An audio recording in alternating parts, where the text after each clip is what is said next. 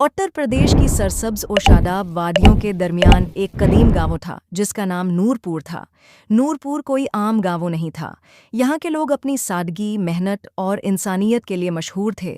छोटी छोटी कुची गलियाँ, खींटों में लहराती गंदम, शाम के वक्त खींटों से आती मिट्टी की खुशबू और लोगों के चेहरों पर छाई मुस्कुराहट, ये सब मिलकर नूरपुर को एक जंट बना देते थे।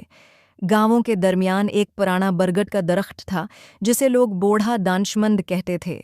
उसके साए तले बुजुर्ग बैठकर बच्चों को नसीहतें करते, किसान अपने मसले हल करते और नौजवान अपनी जिंदगी के फैसले सोचा करते। इसी गांवों में एक मेहनती मगर गरीब लड़का अजमल रहता था।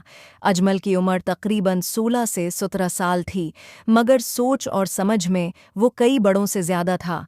उसका बाप बचपन में ही दुनिया से चला गया था और अजमल की माँ काम करके घर का खर्च चलाती थी। घर में गुर्बत ज़रूर थी, लेकिन दिलों में दौलत की कोई कमी नहीं थी। अजमल बचपन से ही किसान बनने का शौक रखता था। वो खींटों को प्यार से देखता, बीजों को हाथ में लेकर इनसे मुस्तकबल का ख्वाब बनता और बारिश आने पर खुशी से नाचने लगता। लेकिन इसके पास अपना खेत नहीं था। घर के पास थोड़ी सी जमीन थी जो उसके दादा के ज़माने से बंजर पड़ी थी। न पानी का इंतज़ाम था, न खाद और न ही अच्छी मिट्टी। अजमल, ये जमीन तो सालों से बेकार है। इस पर खेती नहीं हो सकती। छोड़ दो ये ख्वाब। मगर अजमल के दिल में एक चंगारी रोशन थी, एक यकीन की रोशनी जो किसी के कहने से बुझने वाली नहीं थी। एक दिन उसने अपनी माँ से कहा, उम्मी, मैं चाहता हूँ कि इस बंजर जमीन को बाग बना दूं। मैं चाहता हूँ कि कुछ अपना कर दिखाऊं।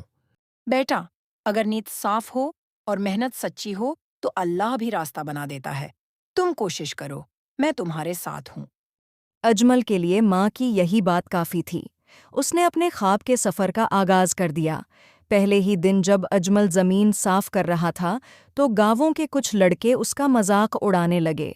ओए अजमल, तुम इस जमीन पर खेती करोगे? उस पर तो घास भी नहीं अगती। तुम वक्त जाये कर रहे हो। गरीब क्या करे, ख्वाब तो देख सकता है। कहकाए गूंजते, मगर अजमल के कदम नहीं लड़खड़ाते।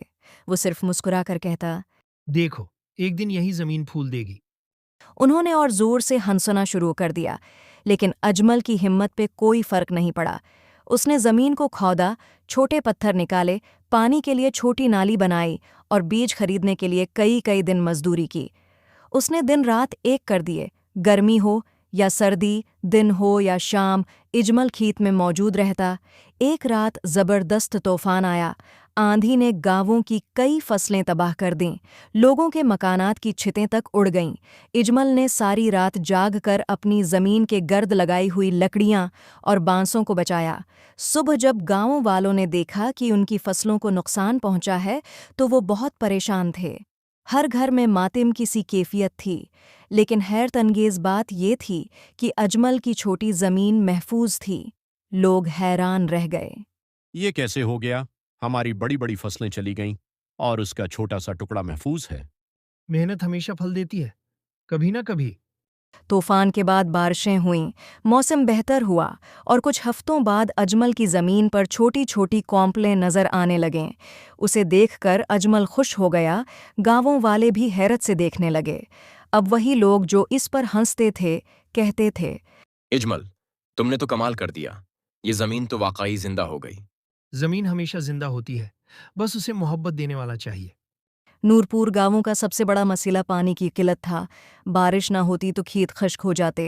पिछले कई सालों से गांवों के पुराने तालाब में पानी ठहरता ही नहीं था। अजमल ने सोचा। अगर गांवों वालों की फसलें बचानी हैं, तो सबको मिलकर काम करना होगा।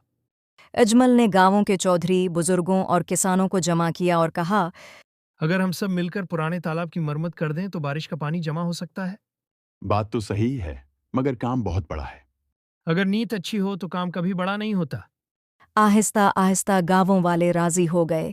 पूरे गांवों ने मिलकर तालाब की सफाई शुरू की। औरतों ने खाना बनाया, बच्चों ने पानी लाया, जवानों ने मिट्टी और पत्थर उठाए और बुजुर्ग मशूरे देते रहे। ये मंजर बहुत खूबसूरत था।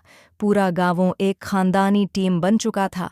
2 हफ्ते की मेहनत के बाद तालाब बिल्कुल नया लगने लगा। वो साल जब बारिश हुई तो तालाब भर गया और उसमें साल भर के लिए पानी जमा हो गया। गांवों वालों के चेहरे खुल उठे। अब खेत लहलहाने लगे, फसलें बेहतर होने लगें और नूरपुर दोबारा खुशहाल हो गया। अजमल की छोटी ज़मीन अब एक खूबसूरत सब्जियों का बाग बन चुकी थी। उसकी सब्जियां लोग शहर तक से खरीदने आते थे। उसने अपनी माँ का घर मरम्मत करवाया, उसे आराम दिया और गांवों के बच्चों को मुफ्त में खेती बाड़ी सिखाना शुरू कर दिया। और गांव वाले खुशी खुशी रहने लगे,